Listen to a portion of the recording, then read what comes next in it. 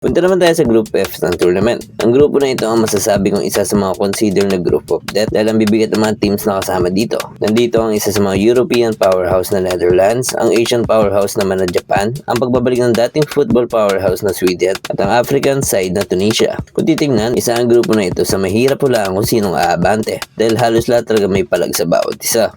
Una natin silipin ang Netherlands. Ang Netherlands ay ang may hawak ng record ng may 3 finals appearance pero hindi pa nanalo ng World Cup title. Ang last time na nakapasok sila sa finals ay noong 2010 kung saan tinalo sila ng Spain sa extra time sa score na 1-0. Kaya hungry for glory talaga mga Dutch dahil ilang beses na sila nakaranas ng heartbreak sa World Cup. Pangunahan pa rin ang team ng Liverpool defender Virgil van Dijk. Kasama din naman niya ang midfield mula Barcelona Frankie de Jong at sa atake naman ay nandiyan din ang veteran striker Memphis Depay at ang winger mula Liverpool na si Cody Gakpo. Ito na kaya yung time para sa Orange na i-lift ang first World Cup nila o papahirapan sila na makasama nila sa grupo para maka-advance. Sunod naman ang Japan. Ang Blue Samurai ang may hawak ng pinakamaraming Asian Cup titles with 4 championships. Pero pagdating sa world stage ay hindi pa nila naabot ng quarterfinals. Maganda naman ang pinakita ng Japan sa mga recent World Cups dahil nagagawa na nilang talunin ng mga football giants like Spain at Germany. Sa recent friendlies din nila, ang ganda ng pinakita ng Japan dahil naging undefeated sila sa last 6 matches at tinalo pa ang team tulad ng England at Brazil.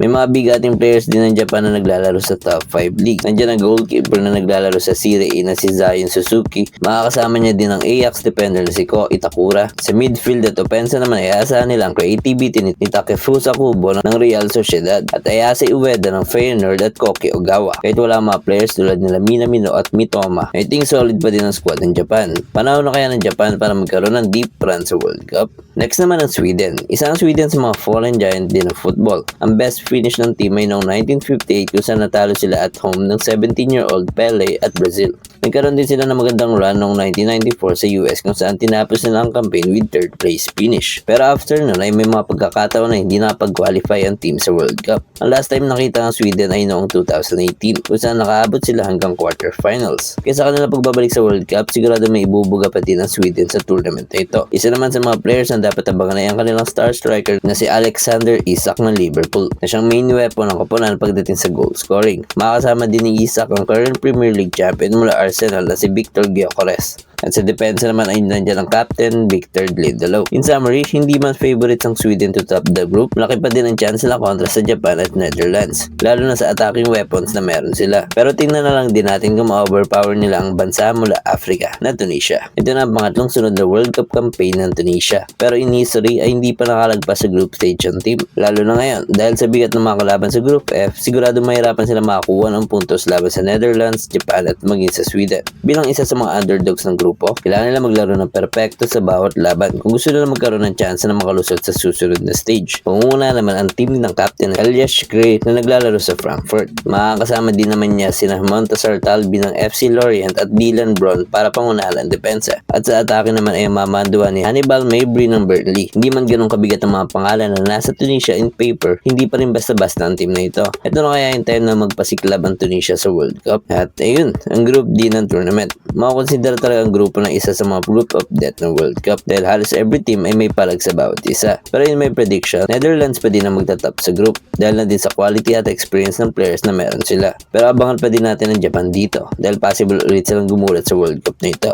Sa Sweden naman ay top 2 or 3 ang possible nila makuha dito at malaki pa din ang chance na maka-advance. At sa Tunisia, heavily underdog talaga sila. Kaya abangan na lang natin kung sino ang makakasurvive sa grupo na ito. Kung gusto niyo itong video, huwag kalimutan i-like at i-share para mas lumawak pa ang football sa Pilipinas. At syempre, kung bago ka lang sa Pitchside Pilipinas, mag-subscribe ka na at i-hit mo na rin yung notification bell para updated ka lagi sa mga kwento ng football.